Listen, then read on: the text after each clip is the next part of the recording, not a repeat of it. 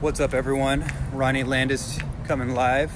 Just wanted to hop out of this conference that I'm at for a few minutes and drop in with all of you, level in with you, share a few ideas, and just take the time to connect. I want to drop into something that I think is absolutely critical. It's absolutely important for everybody to get a handle on if your objective, your goal, your desire is to maximize your life. Quite honestly, quite frankly, that's the message here.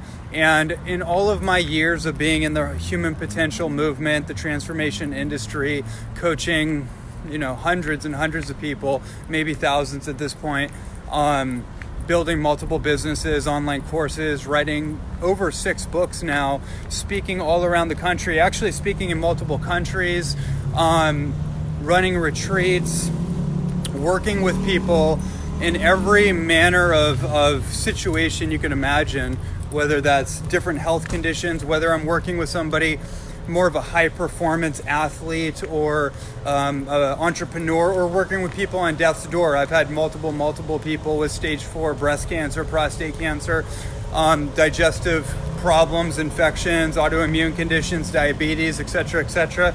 I've seen it all, and there's much more to learn. But what I want to get across to you is that there are common themes that play out in my experience. There's common themes, whether we're talking about health crisis, we're talking about financial crisis, relationship collapses or challenges with our relationships. We're talking about our own relationship with ourselves and why we can't seem to just get ourselves to do the things that we know to do. This is a major problem that people have. And I want to just level with all of you right now while I'm at this event. The event that I'm at is in San Diego. I just got off a plane from 2 weeks in Kauai. I was speaking at a festival and enjoying the island, doing my own personal inner mastery work, my own spiritual work, and hopped on a plane, came over here to San Diego, and I'm at this event. Let me get in a better position here. The sun's in my eyes. And this event is by a man named Brendon Burchard. You've probably heard of him. He's one of the top personal development trainers in the world.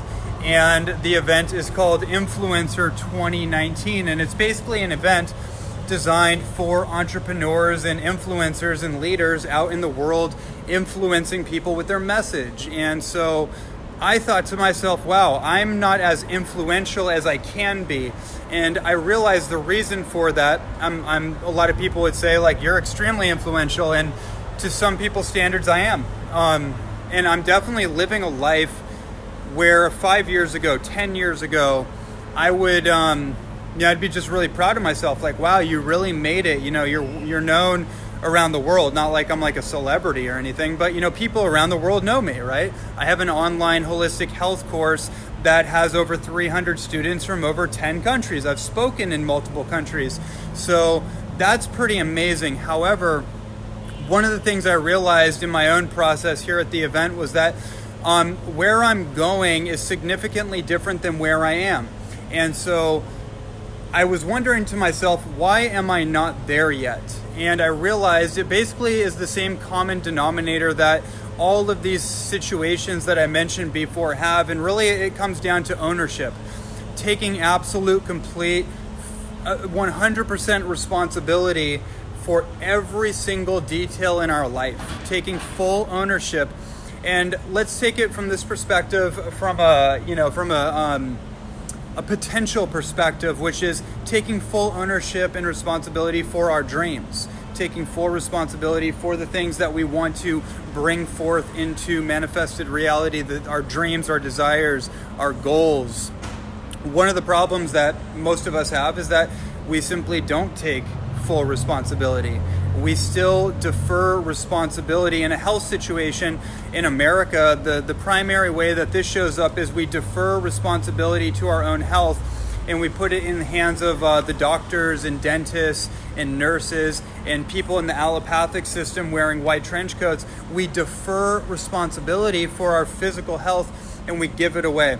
And we've seen what that's done, right? We know the statistics. I know for sure because I worked in a hospital for 3 years doing HIV testing. So I know better than most people, like, the reality of what goes on behind those scenes. financially, how does this show up? Well, you have a financial collapse or something. It's not random. It's not random. It's not something that happened to you. There's micro habits and micro actions that accumulated and led to a momentous occurrence that created, through the momentum of all those things. It could just be not doing the accounting, right? Not taking accountability. What does the word accounting mean? I didn't get this for a while. I was like, oh, I don't want to account for my taxes. I don't want to do the accounting, the books, that kind of thing. And then I realized, well, I'm not being accountable to my business then. I'm not being accountable to my dreams, because that all requires me to count and measure and manage the details. And so I'm here surrounded by hyper successful, multiple millionaires doing exactly what I do. Actually, funny enough, they're doing exactly what I do, and not necessarily any more talented than I am. In a lot of cases, not as talented as I am. However, they've figured something out. They've accounted for their dreams. They've accounted for their goals. In a relationship, this shows up a lot too, because, you can't just leave it on autopilot, right? You have to account every single day and measure and manage and track mentally, emotionally, physically, quality time. Finances come into play when you're living together in a marriage or family or something, right? This is all fundamental wisdom that we never really got taught. And really, ultimately, what it comes down to is like, are you accounting for your life? Are you accounting for a rainy day, for example? Things aren't always going to be sunny and roses or love and light, right? There's the duality. There is the other side of it. And you learn this as an entrepreneur, particularly, or you learn it if you've had a great bill of health and then something happens and all of a sudden, like my dear sister Raven here, she had a root canal infection and it almost took her life. So I see you, sister. I see you loving up on this message, and that's a great example, right?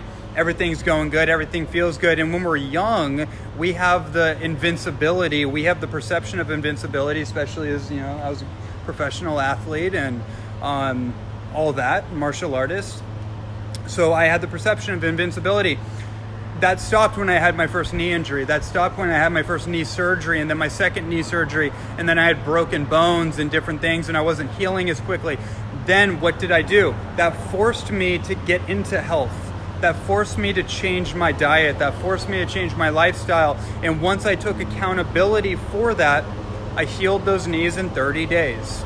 That's how the universe works too. Once you take accountability and you measure what you manage and you create progress, then all of a sudden your dreams start to come true. But they don't come true if you don't manage it, if you don't measure it, if you don't account for your life and the details of your life.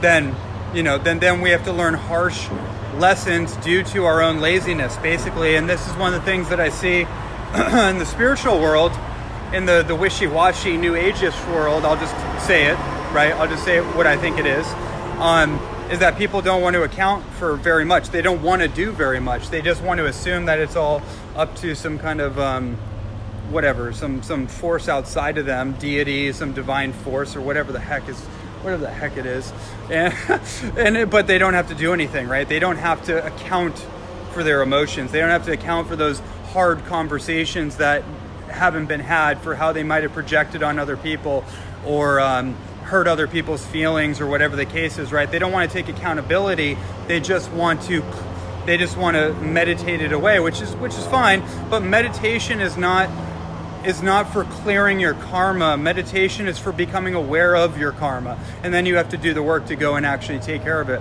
Same thing with medicine ceremonies. It's about finding out where the blind spots are and getting the power, essentially, getting the vision, getting the clarity, so you can go into the world and start being accountable. Because here's the thing, I'm going to close off very soon here, but here's the thing about accountability.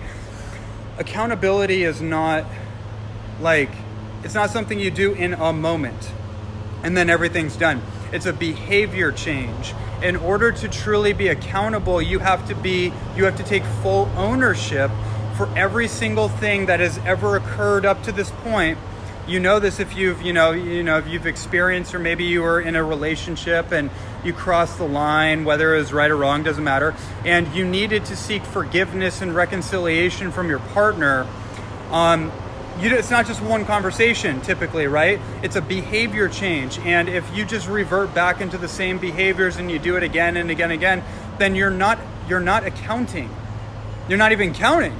You're not paying attention. You're just shooing it under the rug, right? That's not what we're talking about. We're talking about changing our behavior as a testament for the forgiveness, for the intention to change or to whatever, right? You get my point. So ultimately, to conclude this whole thought train, the reason why you're not making the money you want to make is not because you don't have opportunity. I'm surrounded by 2,000 people right now that I'm listening to all their stories. This one woman I'm just listening to, she made multiple millions of dollars selling an ebook. And can you believe how like dumbfounded I was? I was like, this is ridiculous. I was like, are you serious? This woman made $1 million selling an ebook, and I'm sitting over here tinkering. I have 6 books. And my friend Leandra, who I'm sitting next to, she nudges me and she's like, you have like 10 ebooks that you already have written. Like, what the, and so it's perception. It's like, you may think that you don't have the opportunity or anything, but then you just shift the dial, you shift your perspective just a little bit, and all of a sudden you're like, oh, I've already created $1 million thing, but I didn't see it before. And that's another thing that happens with ownership and accountability. When you take full ownership for your dreams, your goals, your life, you start to see things you didn't see before. Perception is everything. And one of the biggest problems, whether it's health, relationships, finances, business, making an impact in the world, is perception. If you're only perceiving based on the lenses of negativity, meaning that everything is posed in the negative, it's lack, scarcity, fear, doubt, worry, concern, shame, all that stuff, then that's what you're going to see. You're only going to be able to see that. But if the lenses that you're looking through are joy, love, inspiration, hope, wonderment, synchronicity, etc., positivity, optimism, hope, right? Then you're going to start to see things you didn't see before. And if you can see both things at the same time, that's what we call an equanimitous perspective, meaning you can see positive and negative, benefit and drawback. So your head is not in the clouds, right? And you're not in infatuation. So the higher you go, the lower you fall, but you're actually balanced by a balanced perspective. So you can actually take full ownership of the positive and negative, because one of the things about taking full ownership and accountability of your life is not only do you have to take full ownership of the things that you did that maybe didn't work or you would deem negative, you have to take responsibility and ownership of the positive things in your life too. And give yourself credit. You have to give yourself the credit that you created the positive, beneficial experiences in your life. Most people, when they do this, they only focus on the negative, which reinforces a negative identity. If you're going to blame, and it's the same thing, like we're going to blame our parents or something. Well, if you're going to blame your parents for all the wrong that's happened in your life, you better balance it out and blame them for all the good that's happened in your life. First of all, the fact that they birthed you on the planet in the first place. You see how this all works? It's like, you just have to balance the scales of your perception. And so again, just in concluding, I feel like I said like 10 minutes ago, but just in concluding, in closing this, the reason the money thing, the business, the career thing, the career that you really want to do, the one that is burning in your heart, the reason you're not feeling as healthy and vital and energized as you can, the reason your relationship is not as vital and vibrant and as amazing as it can be, it's all the same, guys. It's 100% all the same thing. Are the strategies different? Yes, because they're different. They require different fundamental strategies. It's going to be different for your health than your relationships, than your business and your finances, but ultimately they stem from the same core thing, which is, am I taking ownership for my life and my feelings and my behavior and my thoughts and my practices that I'm doing or not doing? Am I going to blame that on my partner? Oh, you're the reason I'm not meditating. What? Like, oh, I don't have enough time. Well, for God's sake, then like maybe you should like adjust your schedule, right? Because it's your life. You know, I just like, I'm so tired. I'm so sick and tired, and just like people making excuses. It's like the number one rampant pandemic in our society is excusitis. It's like, really? I'm completely allergic, by the way, to excuses. If anybody even starts to form an excuse around me, I'm out. I'm gone. Or I'm going to like, you know, my clients don't do that. They know. Because I run them through these quantum collapse processes that collapse that stuff right away. So it's actually a great way to segue. They don't even, it's like gone. Like all that energy is just gone out of the system. But it amazes me. It amazes me how people just live below the line. They make excuses. And look, we all do it. But the key is, can you catch yourself? Can you stop yourself before you go into that negative spiral? Can you close the gap on the excuses, the viral infection of nonsense and negativity, right? Because look, the whole world is available to you. The whole world is available to all of us. But what are we going to do with it? One of the things about longevity is that it's not just about the biophysiology and all that's critical, right? You got to, like, we can optimize ourselves to a level where we can actually live biologically to 180. The old idea on longevity was that we could only live to, at most, biologically 120 based on something called the Hayflick limit, which is the cap off when your telomeres and your chromosomes basically self-regenerate. We found out that that's not even actually true anymore. That was the idea before, but new research has actually shown that your telomeres can keep replicating due to an enzyme called telomerase. That's the whole telomere longevity theory. Well, now we know that 180 biologically is possible, right? That's a completely different perspective. All of a sudden, you know something you didn't know before. And how many of us are living our life entirely based on what we know? Martin Luther King said that it's not what we don't know that hurts us. It's what we know that ain't so that hurts us. And it sets up the entire architecture of your reality. So what do you not know what do you think you know that's not so? Are you willing to ask yourself that? Are you willing to investigate that? What am I not taking full ownership in my life of? What am I blaming, projecting, judging in the world? What am I judging within myself? Where am I not giving myself credit? Where am I not holding myself accountable, right? It's both. You got to do both.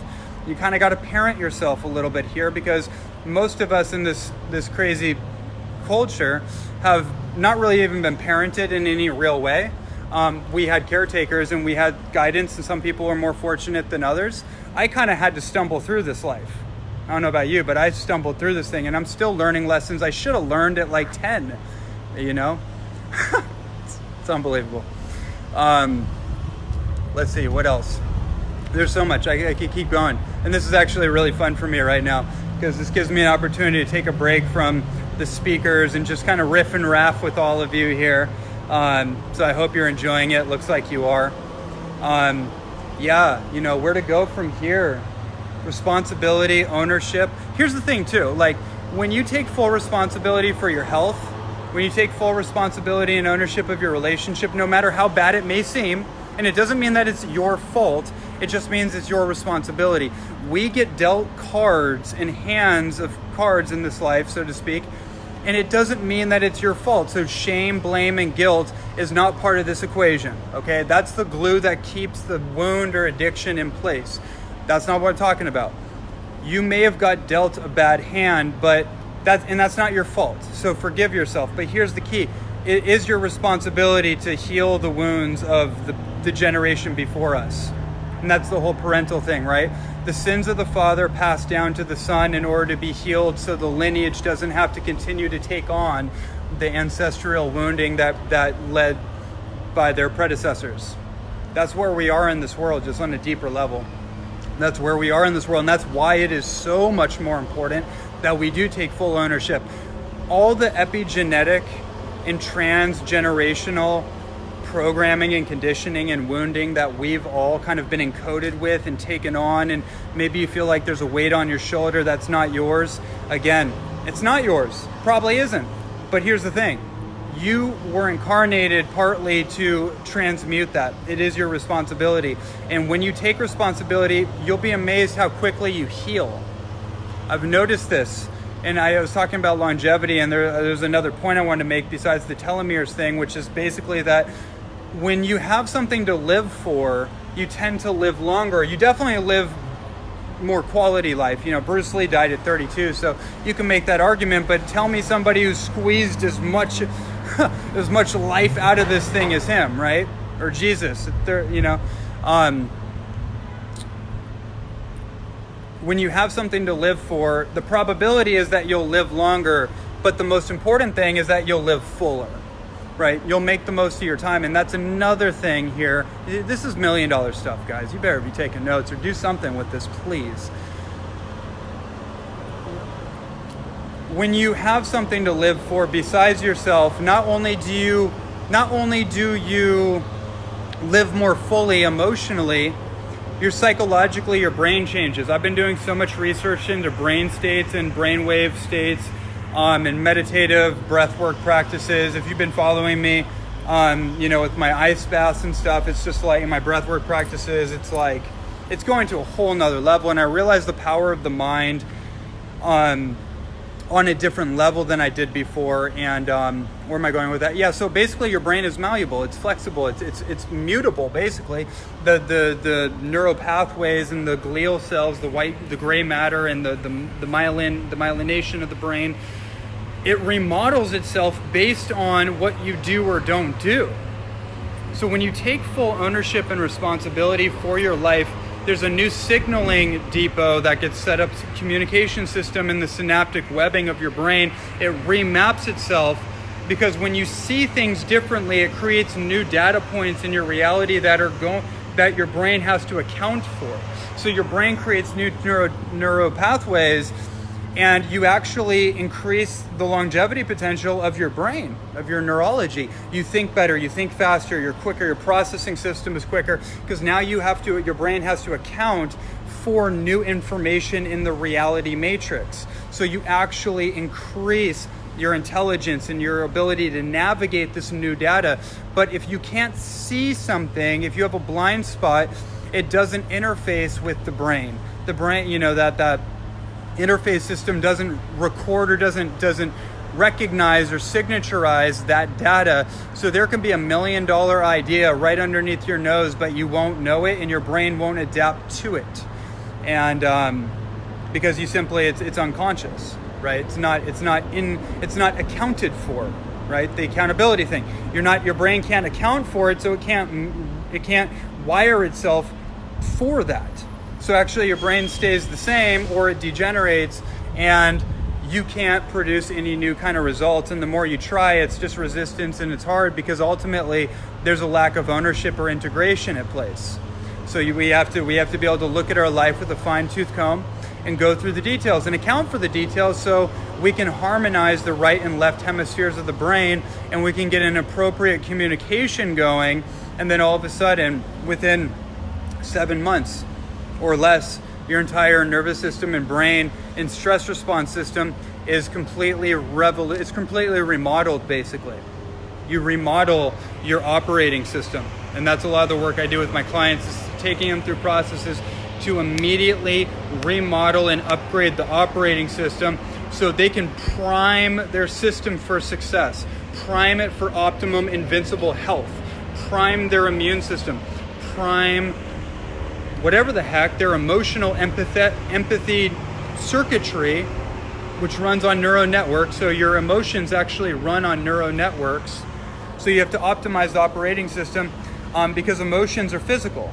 Emotions are not ethereal and they're not non-physical. Emotions are physical because they're sensations that have a story attached to them and they're processed through the physical body. Isn't that interesting? Everything is physical in that sense. Everything that we experience, because that's the interface.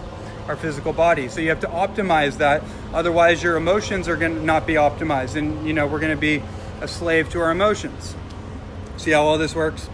So anyways, that's all I really wanted to share with all of you. That was a lot more than I expected, but that's how these things go. I'm going to get back into this event. Awesome connecting with all of you. Talk to you all soon. Peace.